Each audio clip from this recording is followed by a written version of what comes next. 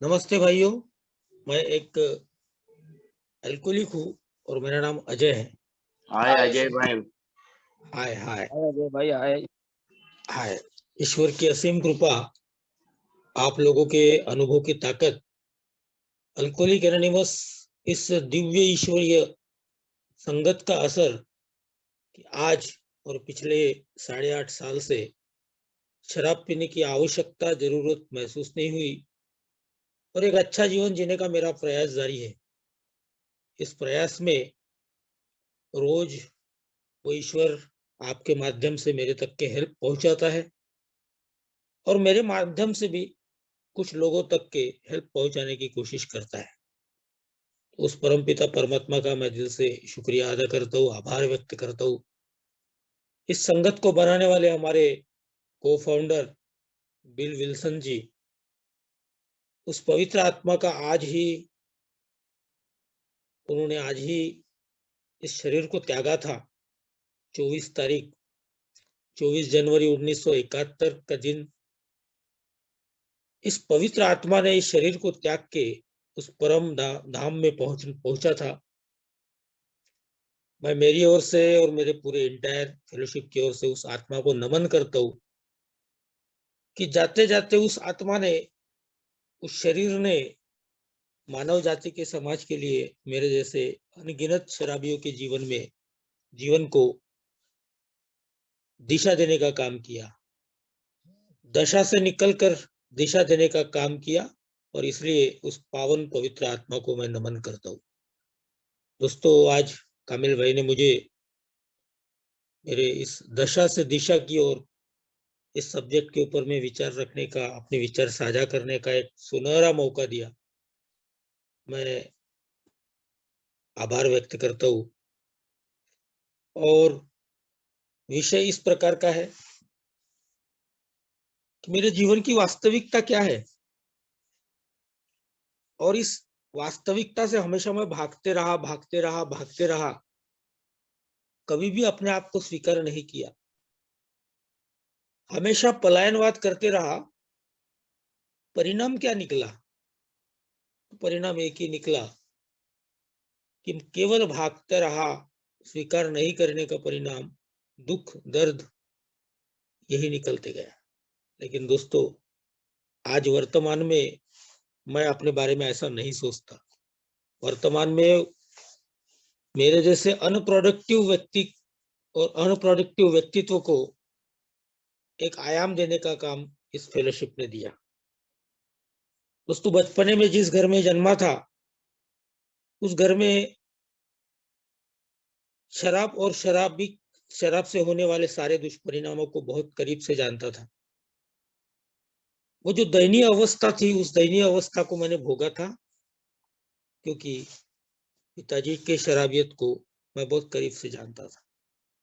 और मन ही मन शराब और शराबी दोनों के प्रति नफरत रखने वाला ये बच्चा कब बड़ा हुआ और कब इसके जीवन में शराब आई, इसको खुद को ही पता नहीं चला। पहली बार जब शराब से आमना सामना हुआ दोस्तों, तो ना टेस्ट अच्छा था, ना स्मेल अच्छा था, ना कलर अच्छा था। लेकिन जैसे ही उस केमिकल ने मेरे जीवन में प्रवेश किया, उसका इफेक्ट जो था, वो इफेक्ट बहुत ही पूर्ण करने वाला, मेरे जैसे अधूरे व्यक्तिमत्व को पूरा करने वाला रहा। और शायद इसी वजह से शराब और शराबी के प्रति नफरत करने वाला जो भाग था, पार्ट था, उससे बाहर निकल के कहीं ना कहीं शराब के बारे में एक नया नजरिया मेरे जीवन में मैं ले चुका था। समय आगे बढ़ता गया। जब मैं बड़ा हुआ, एक धार्मिक संप्रदाय के अंदर में आने की वजह से उसमें 5 प्रकार की कस्में थी। उसमें एक कसम ये भी थी कि मैं आजन्म शराब नहीं पीऊंगा।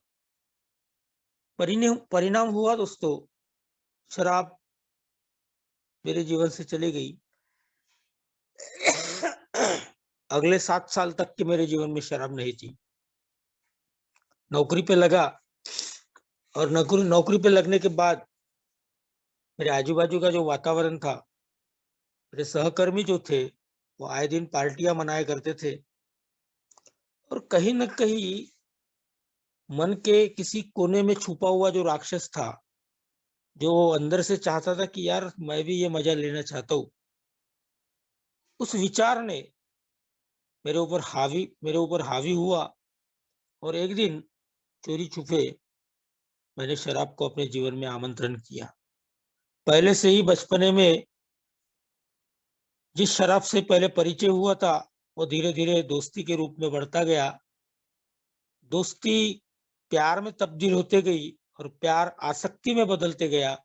ये 4 स्टेजेस में मेरे जीवन में शराब आती गई और मुझे पता ही नहीं चला कि कब मैं एक मद्यासक्त, एक शराबी बन गया। और दोस्तों, जो जनरल मीटिंग में हम सुनते हैं, वो जीवन के सभी क्षेत्र काफ़ी बुरी तरीके से प्रभावित हुए। किसी भी क्षेत्र में मैं अपने आप को ठीक-ठाक नहीं समझ पा रहा था। बदले में सारी अक्ल होशियारी लगाने के बावजूद भी शराब से दूरी नहीं बन रही थी। परिणाम यही हुआ था कि न मैं जी रहा था, न मेरा परिवार जी रहा था।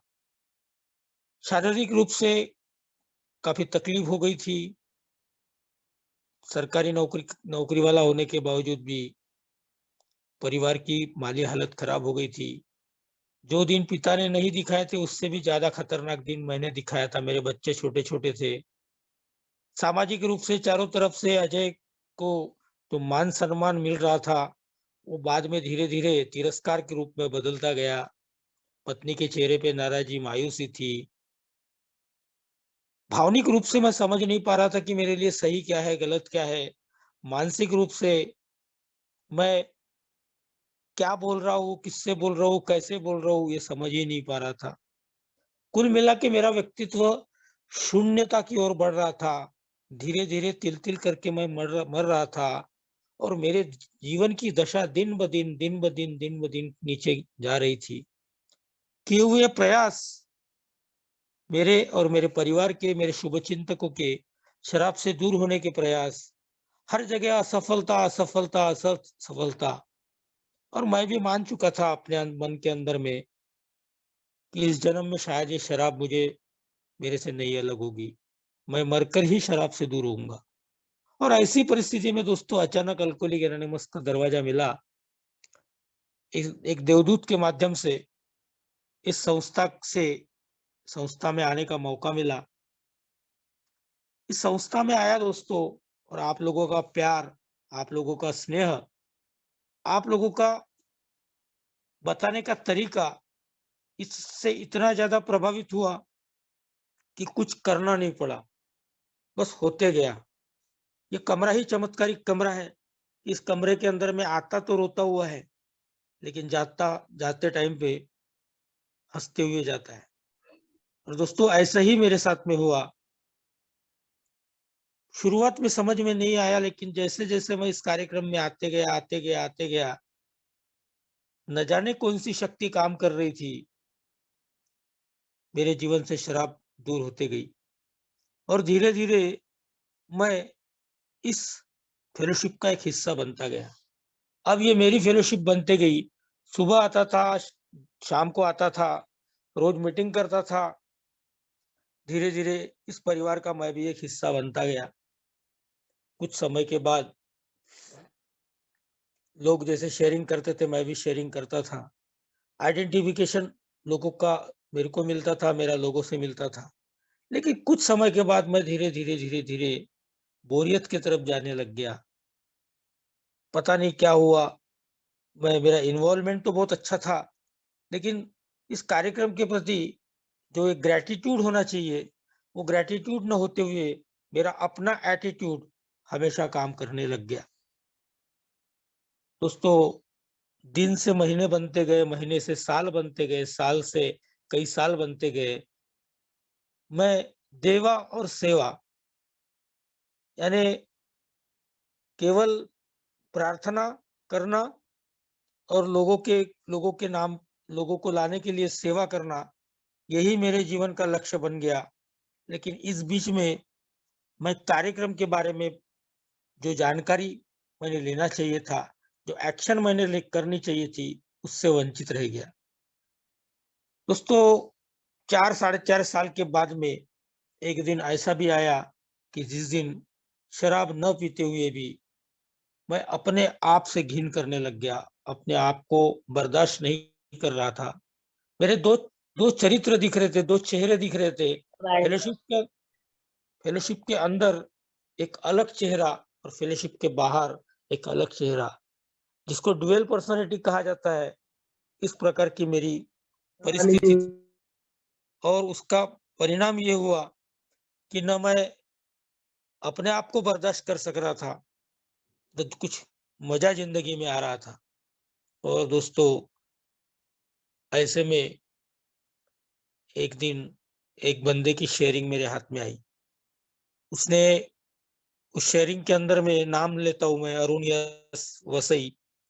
उस बंदे की शेयरिंग के माध्यम से जब मैं बहुत व्यथित था, अपने आप को बर्दाश्त नहीं कर पा रहा था, तब पहली बार उस बंदे ने जो शेयरिंग के अंदर में बोला था, वो शब्द थे की अल्कोहोलिक एनोनिमसचा कार्यक्रम हा मद्यपानामुळे निर्माण झालेली परिस्थिती सुधारण्याचा कार्यक्रम नसून, मद्यपाशाला कारणीभूत असलेल्या माझ्या बिघडलेल्या मनस्थितीला सुधारण्याचा कार्यक्रम है।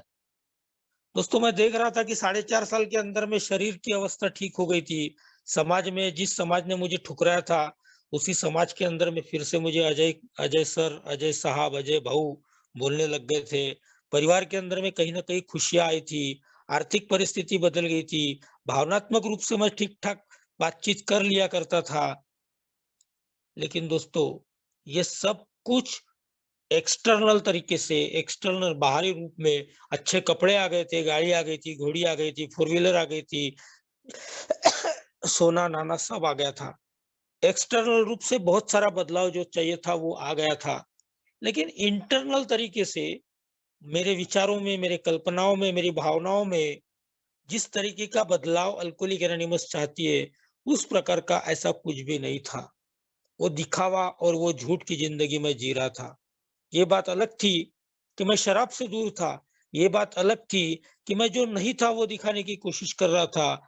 मैं मेरी वास्तविकता को कभी भी उजागर नहीं कर रहा था। मैं जो कुछ भी नहीं था वो दिखाने का ही प्रयास किया करता था। लेकिन ये मेरी जो ड्यूअल पर्सनैलिटी थी, ये जो मेरे 2 व्यक्तित्व के पार्ट थे, इस दोनों के बीच में मैं कहीं न कहीं मर रहा था। और पहली बार एहसास हुआ कि यार अल्कोहलिक एनोनिमस का कार्यक्रम शराब छोड़ने का या शराब से दूरी बनाने का और अपनी डींगे हाँकने का कार्यक्रम नहीं है। तो अल्कोहलिक एनोनिमस का कार्यक्रम कुछ अलग है और उस अल्कोहलिक एनोनिमस के अलग कार्यक्रम की दिशा में जब तक कि मैं अपने लिए अपना एक कदम नहीं उठाऊँगा, अपना एक नन्हा सा कदम नहीं उठाऊँगा, तब तक के शायद मैं ऐसे ही ज़िंदगी जीऊँगा। दोस्तों, कार्यक्रम का आचरण करना अलग और कार्यक्रम के सिद्धांतों को स्टेज से बताना अलग। मेरे जैसा व्यक्ति या मैं यही करने जा रहा था, अप्लाई कम कर रहा था और सप्लाई ज़्यादा कर रहा था। शायद चारों तरफ कहीं न कहीं प्रसिद्धि मिल रही थी, लेकिन जीवन की वास्तविकता अंदर ही अंदर सड़ रही थी। और ऐसे में दोस्तों, जब वो अरुण यश के जो शब्द मेरे कानों में गूंज रहे थे कि मेरी बिगड़ी हुई मनस्थिति के सुधार का कार्यक्रम है, तो मेरी वास्तविकता ये थी कि मेरी बिगड़ी हुई मानसिकता से मैं खुद परेशान था। मैं समझ नहीं पा रहा था कि गड़बड़ कहाँ है। और ऐसे में दोस्तों, ऊपर वाले की बड़ी कृपा हुई कि मुझे एक अच्छा मार्गदर्शक मेरे जीवन में आया और उस मार्गदर्शक ने पहला ही प्रश्न मेरे से पूछा कि अजय भाई, कितने साल हुए? मैंने बोला 4.5 साल हो गए। तो बोले 4.5 साल के अंदर में कार्यक्रम किए क्या? दोस्तों, कार्यक्रम किए का ये जो पहला शब्द था, वो पहले शब्द में ही मैं कहीं न कहीं थोड़ा चिल विचलित हो गया, चल विचलित हो गया। मैं बोला यार, सुबह पाठ मीटिंग करता हूँ, सुबह प्रार्थना करता हूँ, शाम को मीटिंग करता हूँ, शाम को प्रार्थना करता हूँ। प्रार्थना से निकलने के बाद में न्यू कमर का फॉलो अप लेता हूँ। इंटर ग्रुप का चेयरमैन हूँ, अपने ग्रुप में सेवा देता हूँ। नागपुर बुलाते, वर्धा बुलाते, अमरावती बुलाते, कहीं पे भी बुलाते तो स्पीकर करके जाता हूँ। बड़े-बड़े सब्जेक्ट के ऊपर मैं शेयरिंग करता हूँ और ये बंदा मेरे को किस प्रकार बोल रहा है कि कार्यक्रम किया क्या? उस बंदे ने मुझे दोबारा पूछा कि कार्यक्रम किया क्या? और फिर मैं कहीं न कहीं गुस्से में आके उस बंदे से बोला, या तो आप जानबूझ के मेरे से ऐसा बोल रहे हैं या मेरी चेष्टा करने की कोशिश कर रहे हैं। उस व्यक्ति ने बड़े नम्रता से, विनम्रता से बोला, कार्यक्रम मतलब क्रम से करने का कार्य। अल्कोहलिक एनोनिमस का कार्यक्रम क्रम से करने का कार्य है और अल्कोहलिक एनोनिमस का कार्यक्रम बोलने का नहीं है, करने का है, कृति का है, एक्शन का है। अगर ये कृति मैं करते जाता हूँ तो आध्यात्मिक जागरण को पाता हूँ और आध्यात्मिक जागरण अगर मेरे जीवन में आता है, आध्यात्मिक उन्नति मेरे जीवन में आती है, आध्यात्मिक विकास अगर मेरे जीवन में आता है, तो अल्कोहलिक एनोनिमस वादा करता है कि आजादी के साथ आनंद आएगा और आनंद के साथ आत्म शांति आएगी। और ये कार्यक्रम शराब छोड़ने का कार्यक्रम नहीं है, तो जिस बेरंग जिंदगी के अंदर में आनंद नहीं है, उसमें आनंद भरने का कार्यक्रम है और उस आनंद के साथ, आजादी के साथ आत्म शांति को जीने का कार्यक्रम है। और दोस्तों पहली बार मेरा सोचने का, समझने का डायरेक्शन चेंज हुआ। ये जो मेरी दशा थी, जो 4.5 साल तक के मेरे पेट में शराब नहीं थी, शराब नहीं होने के बावजूद मेरे नजरिए में किसी भी प्रकार का कोई भी फर्क नहीं था। वो जो मेरी दशा थी, शराब पीने के वक़्त में जो शारीरिक और आर्थिक अवस्था खराब हो गई थी, दुर्दशा हो गई थी, लेकिन शराब नहीं होने के बावजूद 4.5 साल अल्कोहलिक एनोनिमस के कमरे में रहने के बावजूद मेरी जो मानसिक और भावनिक और आध्यात्मिक दुर्दशा थी, जिसका बखान मैं शायद नहीं कर पा रहा था। मैं खुद की पीठ थपथपा रहा था, लेकिन वास्तविक इस कार्यक्रम से वंचित था। जैसे समंदर में अगर कोई बीचों-बीच में है, तो समंदर में तो है, लेकिन आजू-बाजू का जो पानी है, वो खारा होने की वजह से पी नहीं सकता और प्यास की वजह से वो मर जाएगा। मेरी अवस्था इससे कुछ अलग नहीं थी दोस्तों, क्योंकि 4.5 साल के दरमियान में मैं एक एक्स्ट्रा मैरिटल अफेयर्स विवाह बाह्य संबंध के अंदर में आ गया था। अनगिनत गलतियां मेरे हाथ से हुई थी, अनगिनत गुनाह मैंने कर लिया था और उसके बावजूद भी अपने आप को एक तुर्रम खान समझने लग गया था। मैं कुछ विशेष हूँ, इस प्रकार की भावना मेरे मन में आ गई थी, क्योंकि काफी सारे लोगों के मुंह से सुना था कि यार ये ना शराब पीता है, बस इतना ही गड़बड़ है, बाकी लोग बहुत बड़ा अच्छा आदमी है। मैंने भी ये मान लिया था कि मैं शराब से दूर हो गया हूँ, इसका मतलब मैं बहुत अच्छा आदमी बन गया हूँ। लेकिन दोस्तों अल्कोहलिक एनोनिमस का कार्यक्रम मेरे जीवन से कुछ अलग तरीके की एक्सपेक्टेशन करता है। और जिस बंदे ने जिसको आज मैं स्पॉन्सर बोलता हूँ, जिसको मैं मार्गदर्शक बोलता हूँ, उस मार्गदर्शक ने मेरे जीवन में एक चमत्कार कर दिया।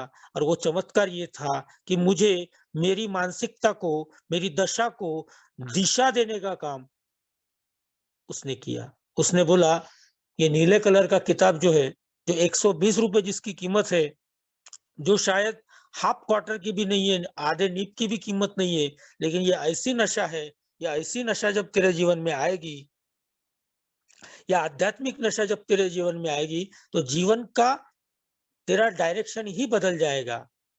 और उसने मुझे पहला उस नीले कलर, जिसको हम प्यार से बिग बुक बोलते हैं, उस बिग बुक के पहले पन्ने को खोलने के लिए कहा और उसमें लिखा था, उसमें पहले ही इसमें लिखा था, असंख्य नर तथा नारी, इनकी शराबियत से छुटकारा पाने की कहानी। मैंने उस भाई साहब को बोला, ये तो कई बार मैंने पढ़ा। बोले क्या है ये?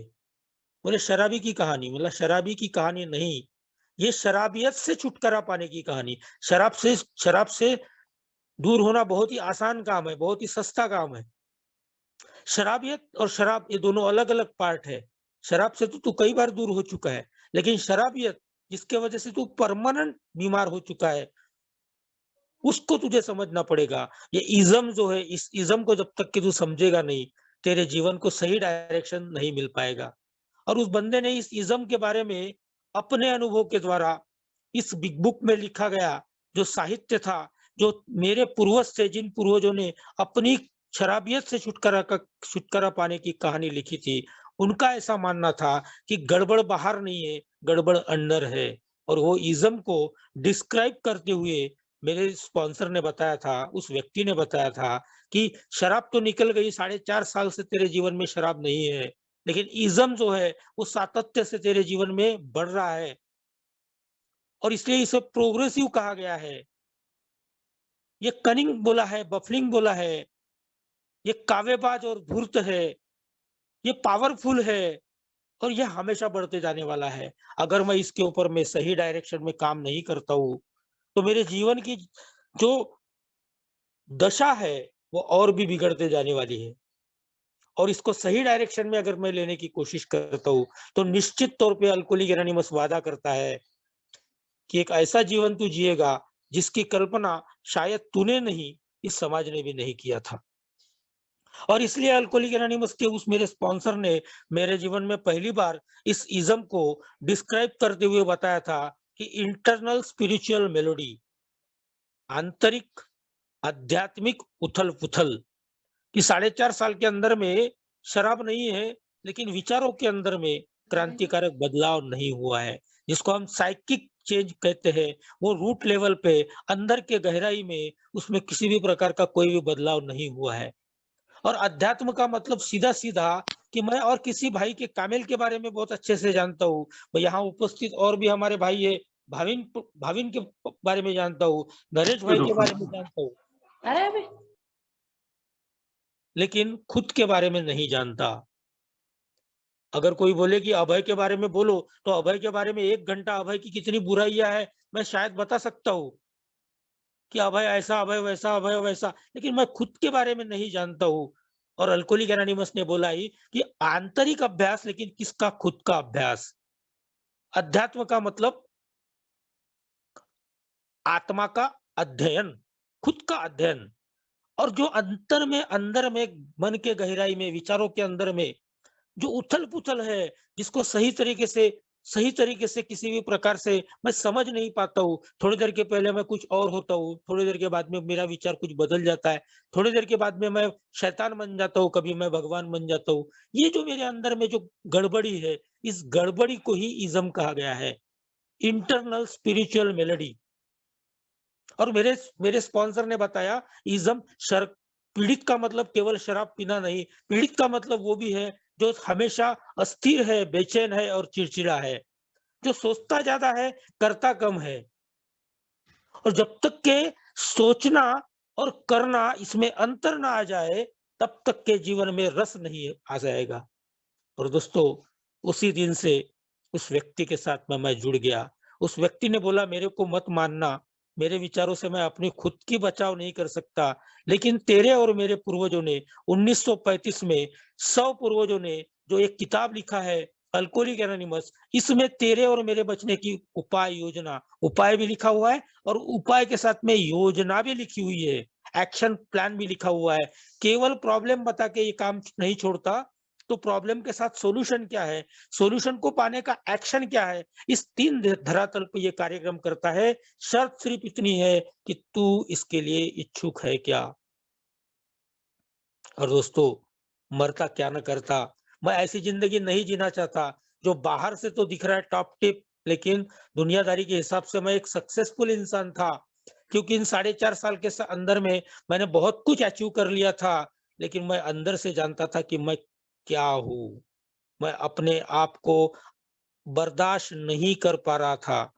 मैं झूठ पे झूठ ज़िंदगी जी रहा था और ये ज़िंदगी मुझे नहीं जीनी थी। मुझे एक आध्यात्मिक कार्यक्रम के अंदर में एक आध्यात्मिक ज़िंदगी जीना चाहता था और तब जाके इस कार्यक्रम के सही मायने मेरे जीवन में आए दोस्तों। और इसलिए अल्कोहलिक एनोनिमस ने गारंटी के साथ में मुझे बोला था कि यार तेरा पहले बेसिकली प्रॉब्लम क्या है? तेरी तेरी दशा क्या है? ये जब तक कि तू समझ नहीं पाएगा, जब तक कि तुझे तेरी समस्या समझ में नहीं आएगी, तब तक के तू सही डायरेक्शन में, सही दिशा में उसके उसका इलाज के बारे में नहीं सोच पाएगा। और अल्कोहलिक एनोनिमस ने इस दिशा में मेरे लिए मेरे आंतरिक अनियंत्रित मेरा जो वर्तन है, मेरी जो सोच है, मेरी जो कल्पना है, इसके लिए हिंदी के बिग बुक के पेज नंबर 73 पे मेरे लिए 8 प्रश्नों का निर्माण किया है, जो मेरी इंटरनल अनमैनेजेबिलिटी को रिफ्लेक्ट करती है, जो मुझे डायरेक्शन देना चाहती है, लेकिन डायरेक्शन देने के पहले मुझे मेरी समस्या समझाना चाहती है। और वो लिखता है, क्या व्यक्तिगत संबंधों को लेकर मैं परेशान रहता था? हाँ दोस्तों, बहुत बार, काफ़ी बार। जिस व्यक्ति के अंदर में मुझे कभी राम दिखता था, कुछ ही समय के बाद में मैं उसमें रावण देखा कर किया करता था। मैं उसको जैसा है वैसा स्वीकार नहीं कर पाता था। मैं अपने ढंग से उसको सोचने की बात करता था। उसके अंदर की कमियाँ मेरे को पहले समझ में आती थी। उसकी अच्छाई के बारे में मैं बहुत कम बात करता था, उसकी बुराई के बारे में बहुत ज़्यादा बात किया करता था। और किसी भी व्यक्ति के साथ में, चाहे वो मेरा पड़ोसी हो, चाहे मेरा घर का हो, चाहे मेरा वो प्रोफ़ेशन के अंदर का आदमी हो, चाहे मेरे रिलेटिव हो, चाहे अल्कोहलिक एनोनिमस वाला हो, चाहे ओल्ड टाइमर हो, चाहे न्यू कमर हो, किसी भी व्यक्ति के साथ में मैं कंफर्टेबल नहीं रह पाता था। क्या मैं अपनी भावनात्मक प्रकृति को नियंत्रित करने में असमर्थ था? मैं मेरे इमोशन को कभी भी सही तरीके से हैंडल नहीं कर पाया दोस्तों। जिसके साथ प्यार होना चाहिए था, उसके साथ मैंने गलत व्यवहार किया। हर मेरे जो इमोशंस है, हमेशा भड़के हुए रहते थे और बाद में मैं पश्चाताप किया करता था कि मैंने ऐसा कैसे कर लिया। मेरे इमोशन को मैंने कभी भी नियंत्रित तरीके से, एक नॉर्मल तरीके से कभी भी हैंडल नहीं किया दोस्तों। जैसे कि होना चाहिए, एक भांजी के साथ मामा का रिलेशन होना चाहिए, एक बहन के साथ भाई का रिलेशन होना चाहिए, एक माँ के साथ बेटे का रिलेशन होना चाहिए। या जो भी इमोशंस है, जो भी रिलेशन रिलेशन है, उस रिलेशन को मेंटेन करने के लिए समाज ने एक सामाजिक रूप से जो कुछ भी मेरे को नियंत्रता के लक्षण दिया था, उनको मैंने कभी भी सही तरीके से हैंडल नहीं किया दोस्तों। और परिणाम क्या था कि मैं हमेशा डिप्रेशन में और तनाव में, चाहे इश्यू इश्यू भारत के लेवल का हो या मेरे घर के लेवल का हो, या मेरा हेल्थ इश्यू हो या मेरा इकोनॉमिकल इश्यू, मैं हमेशा टेंशन, हमेशा मैं या तो मैं भविष्य के बारे में चिंतित हुआ करता था, या भूतकाल के अंदर में मैंने जो गलतियां किया था, उन गलतियों का पश्चाताप मेरे जीवन में चलता था। मैं वर्तमान में कभी जी ही नहीं सका दोस्तों। या तो भूतकाल में होता था या तो भविष्य में होता था। और इसीलिए मेरा जीवन जो था वो कठिन था दोस्तों। वो जीवन के हर पल का एन्जॉय मैं नहीं कर पा रहा था। जो कुछ ऊपर वाले ने दिया है उसके लिए जो मुझे ग्रैटिट्यूड होना चाहिए, वो ग्रैटिट्यूड मेरे अंदर में नहीं था। हमेशा एक एटीट्यूड के अंदर में होने की वजह से हमेशा मैं डिप्रेशन में रहा रहा करता था। मेरे अंदर में क्या अच्छा हो रहा है, ये कम आता था, क्या बुरा हो रहा है, ये जल्दी समझ में आता था। और उसी बात को पकड़ के रगड़-रगड़ के इतना काला बना लेता था, इतना काला बना लेता था कि मैं खुद के ही बारे में जब सोचने लगता था कि मैं ऐसा कैसा हूँ? मैं ऐसा क्यों हूँ? तो मैं डर जाता था दोस्तों। मेरे जीवन में अनगिनत काल्पनिक डर और कुछ वास्तविक डर भी थे। वास्तविक डर होना बहुत बहुत ही स्वाभाविक बात है दोस्तों, क्योंकि मैं इंसान हूँ। लेकिन इतने काल्पनिक डर कि मैं कभी-कभी सोचता हूँ कि ऐसा कैसा मैं पागल जैसा आदमी व्यक्ति था। और उसका परिणाम ये था कि दोस्तों, कि सब कुछ होने के बावजूद एक भिखारी जो ज़िंदगी जीता है, वो भी अपने ज़िंदगी का आनंद लेता है, जॉयफुल ज़िंदगी जीता है। लेकिन मेरे पास सब कुछ था दोस्तों, अच्छी नौकरी थी, अच्छी बीवी थी, बच्चे थे, मेरी इकोनॉमिकल कंडीशन ठीक थी, बहुत ज़्यादा ज़िम्मेदारियाँ नहीं थी, मेरा नाम था। सब कुछ होने के बावजूद भी मैं हमेशा दुखी हो रहा करता था दोस्तों। मुझे लगता था कि मैं दूसरों की सहायता के काबिल नहीं हूँ।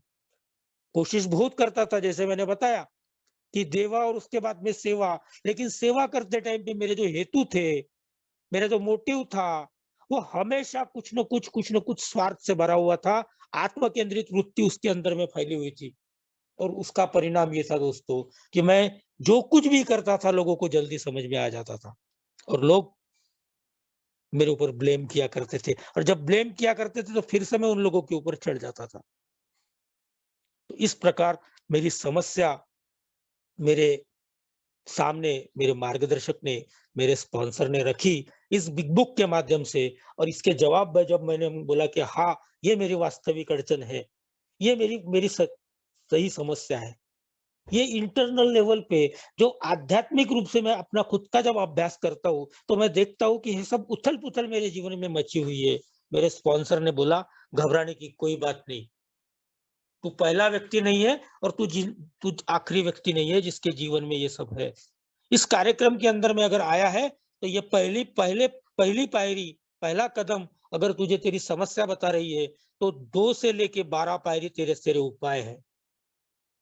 और जो इन उपायों को अगर तू सही तरीके से समझकर उसके ऊपर में काम करेगा, तो यह कार्यक्रम तेरे से वादा करता है, ये तेरे को गारंटी दिलाता है कि तू कभी भी असफल नहीं होगा।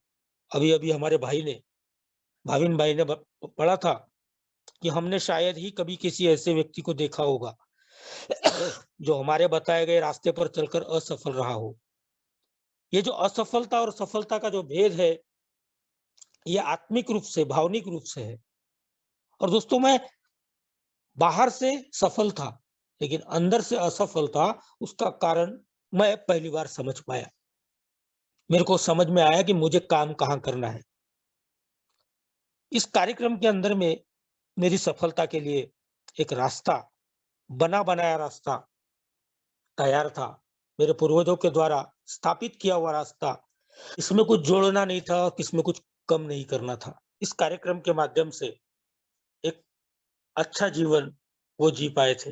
बिल डब्ल्यू साहब और बिल डब्ल्यू साहब के साथ में अन्य हमारे जैसे अनेक लोग जिनके जीवन में इस कार्यक्रम ने काम किया है, वैसे लोग इस कार्यक्रम को सफल तरीके से जी पाए तो तू भी जी पाएगा। तो गड़बड़ क्या थी? मुझे मेरा प्रॉब्लम समझ में आया। सॉल्यूशन क्या था?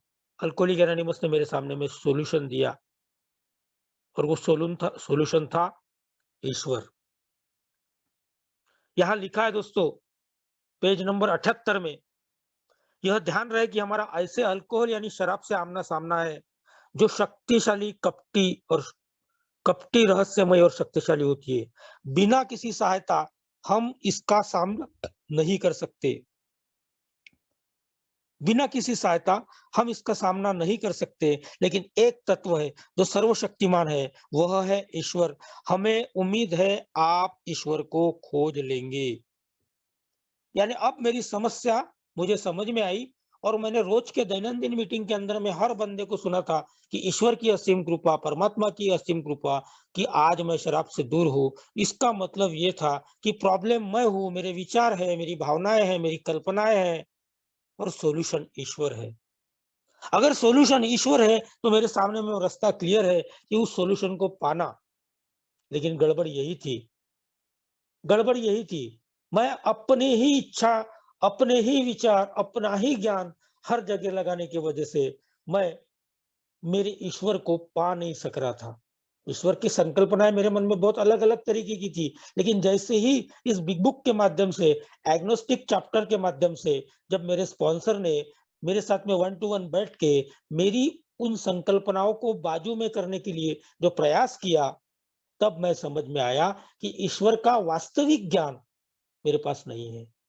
लेकिन ये बात मैं जानता था कि छोटे से विश्वास से मैं इसकी शुरुआत कर सकता हूँ। इतने सारे लोगों के जीवन में अगर क्रांतिकारक बदल इस कार्यक्रम ने किया है, तो मैं यहाँ से इस छोटे से विश्वास से इस कार्यक्रम के ईश्वर के ऊपर मैं विश्वास कर सकता हूँ। और दोस्तों चमत्कार हुआ। मैं नहीं कर सकता इस बात की जब मान्यता मेरे अंदर से मेरे अंतर्मन से जागी कि मैं अपने जीवन को व्यवस्थित नहीं कर सकता क्योंकि मैं पावरलेस हूँ और पावरलेस होने के कारण मेरे जीवन की अस्त-व्यस्तताएँ है। ये जब मैंने अपने अंतर्मन से इसको स्वीकार किया, इसको मान्यता दी, तो उधर से आवाज़ आया कि कोई तो भी है जो मेरे जीवन को मैनेजेबल कर सकता है, ठीक कर सकता है। और इस छोटे से विश्वास ने मेरे जीवन में काम किया दोस्तों। मेरे को केवल इतना करना था कि मेरे जीवन की वास्तविकता को स्वीकार करते हुए जैसा है वैसा स्वीकार करना था।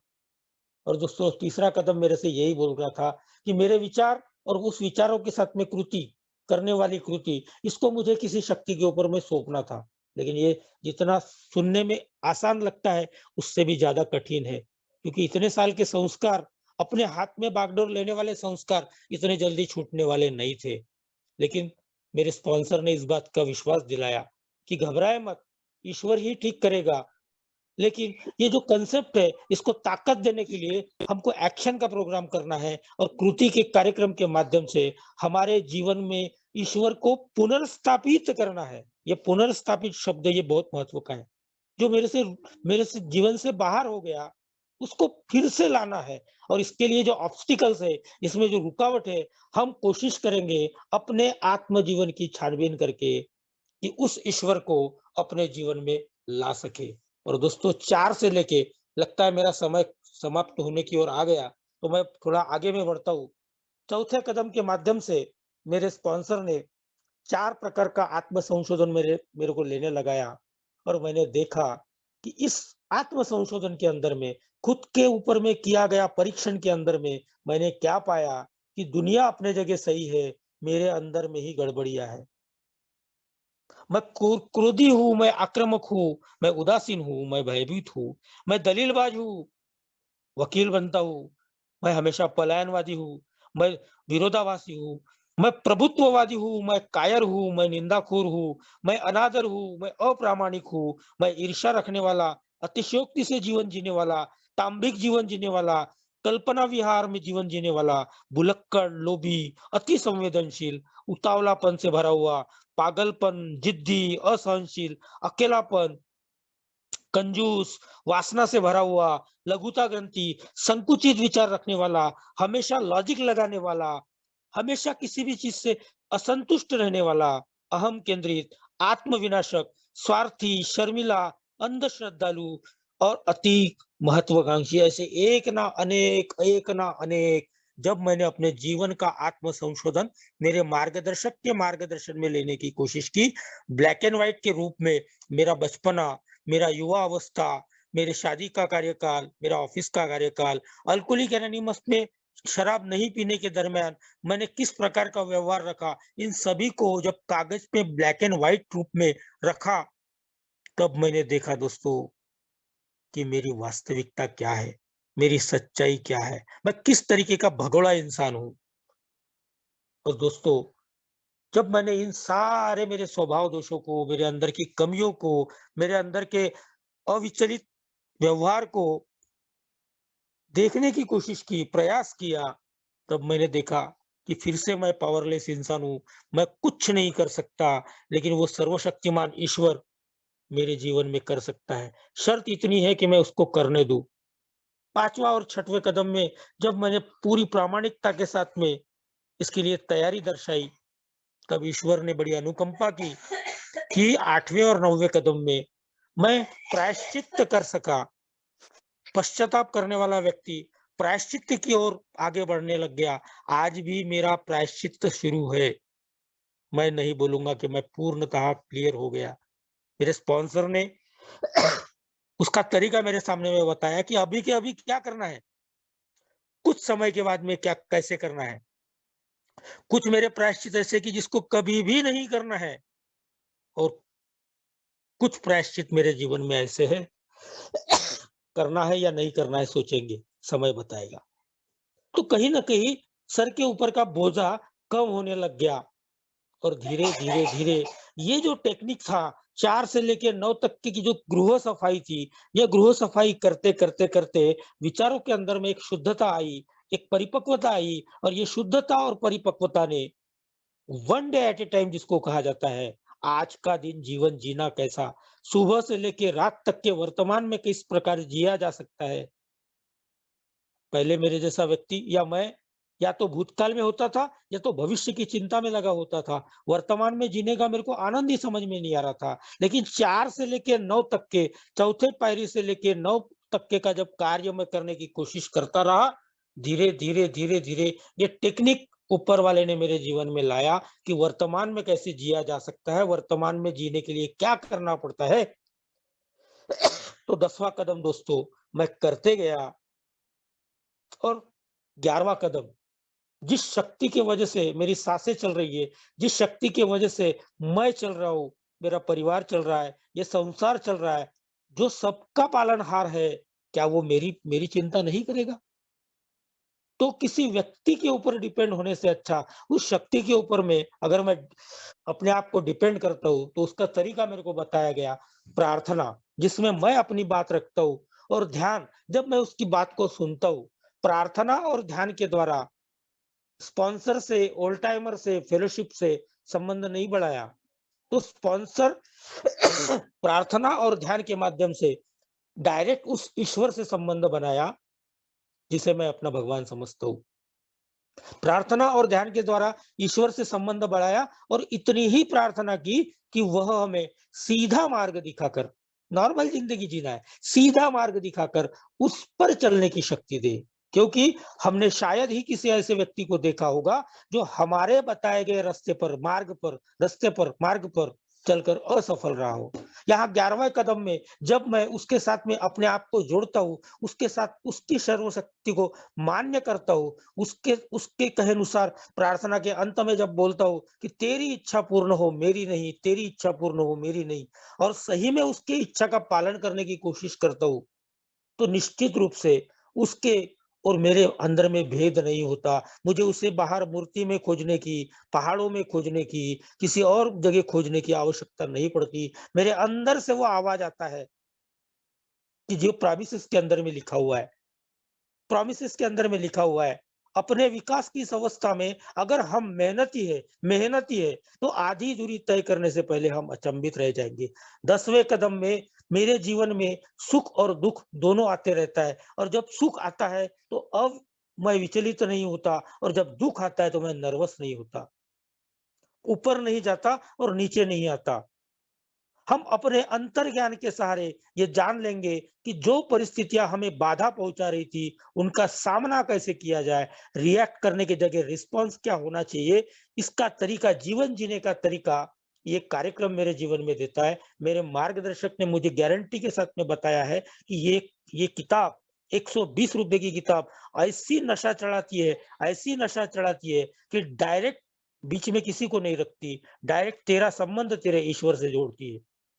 और वो जो आध्यात्मिक जागरण तेरे जीवन में आता है, जिसको तू आज़ादी बोल सकता है, कि किसी प्रकार का कोई बंधन नहीं, जिसको आनंद बोल सकता है, कि तेरे जीवन में जीवन जीते टाइम पे हर चीज़ में तू आनंद ले पा रहा है और आनंद दे पा रहा है, तो आज़ादी के साथ आनंद जुड़ा हुआ है, और आत्म शांति के लिए कुछ अलग करने की ज़रूरत नहीं है।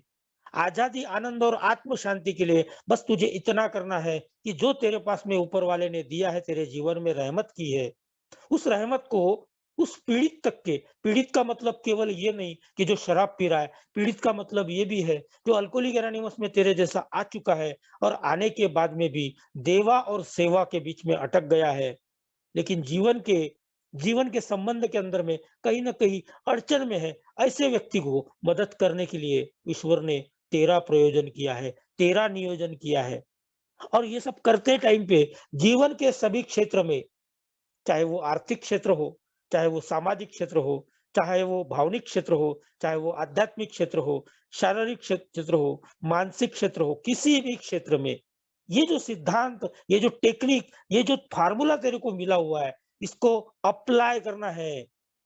सप्लाई तो करना ही है, लेकिन पहले अप्लाई करना है।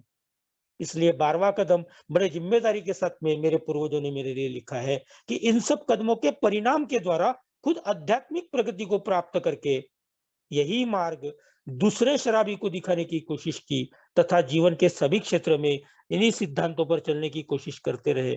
और जब मैं ये करते जाता हूँ, तो मेरे जीवन की जो दशा है, वो बदल कर एक दिशा के रूप में काम करती है। और इसलिए इस कार्यक्रम में वो ताकत है, जीवन जीवन जीवन जीने की कला सिखाने के लिए ये कार्यक्रम का निर्माण मेरे पूर्वजों के द्वारा किया गया है। तो दोस्तों, इस साढ़े 8 साल की यात्रा में मैं बहुत कुछ नहीं जानता, लेकिन जो कुछ भी जान पाया हूँ, मेरे स्पॉन्सर के माध्यम से, लिटरेचर के माध्यम से, फेलोशिप के माध्यम से, आप जैसे ओल्ड टाइमर के माध्यम से, न्यू कमर के माध्यम से अपने जीवन को जीने का प्रयास करता हूँ। मैं ये जानता हूँ कि मैं पूर्णत्व की तरफ कभी नहीं जा सकता, लेकिन आध्यात्मिक विकास मेरे जीवन में हो रहा है, और इससे मैं आज खुश हूँ। मुझे अपना विचार रखने का मौका आपने दिया, इसके लिए मैं बहुत-बहुत आभारी हूँ। धन्यवाद।